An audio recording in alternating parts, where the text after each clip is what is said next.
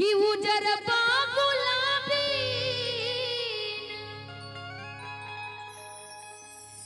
कि पिपरो न शोभे कोयल बिना बगिया न शोभे राजा कोयल बिन बगिया न शोभे राजा कोयल बिन अब बगिया ना शोभेरा कि उजर गुलाबी कि पिपरो न शोभे कोयल बिना बगिया ना शोभेरा कोयल बिना बगिया ना शोभे राजा कोयल बिना बगिया ना शोभे राजा कोयल बिना बगिया ना शोभे राजा उजर गुलाबी न पिपरो न शोभे कोयल बिना उजर गुलाबी न पिपरो न शोभे कोयल बिना बगिया ना शोभे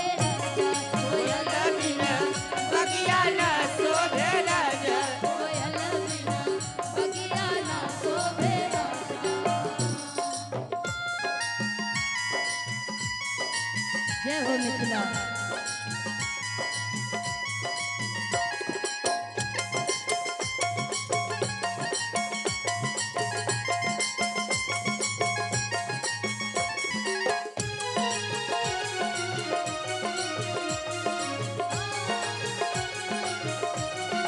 कोयल बिना बगिया ना शोभे राजा कोयल बिना भाई भतीजा बिन नैहरो न शोभे भतीजा बिना नैहर न शोभे भाई भतीजा बिन नैहरो न शोभे भाई भतीजा बिना नैहर न शोभे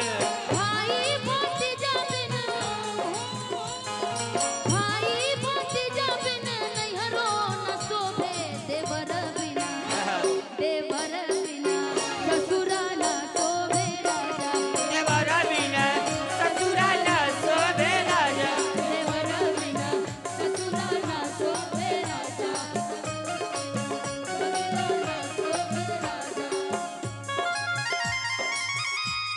उठा लो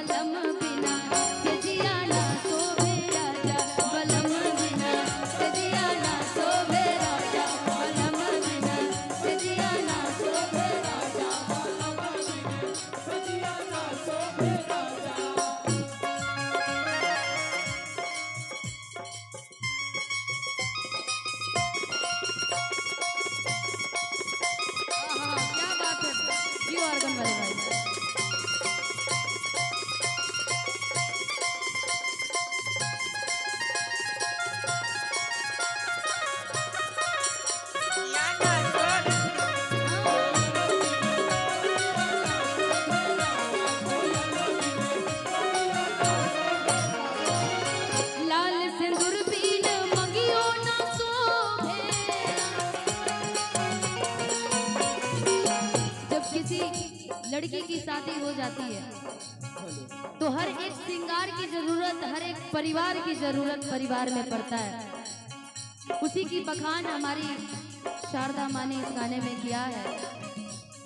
कि सास ससुर के बिन, भाई भतीजा के बिन, सजन के बिन और सिनुर के बिन क्या क्या सोचता नहीं है, वो इस पूरे गाने में आप सभी को मिल रहे हैं। सास ससुर बिन ससुरो न सोए, सास ससुर बिन ससुरो न सोए, सास ससुर बिन ससुरो न सोए,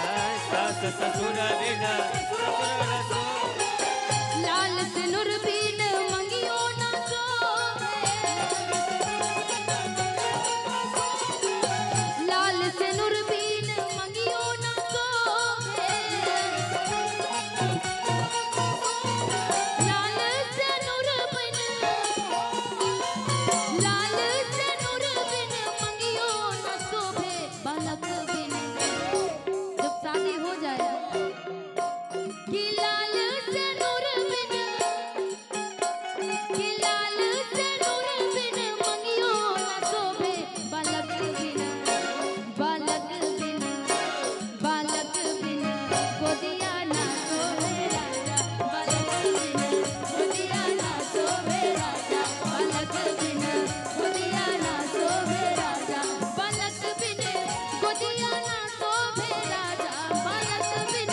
गोदिया ना शोभे राजा, बालक बिन, बालक बिन, बालक बिन गोदिया ना शोभे राजा, बालक बिन गोदिया ना शोभे राजा, कोयल बिन बगिया 1 2 3 4, बगिया ना शोभे राजा, कोयल बिन बगिया ना शोभे राजा, कोयल बिन बगिया ना शोभे राजा, कोयल बिन बगिया ना शोभे राजा,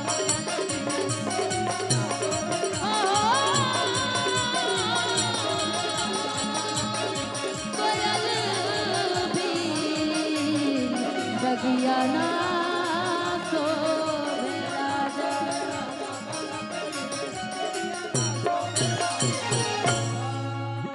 कि उजर गुलाबी, कि अरे पिपरो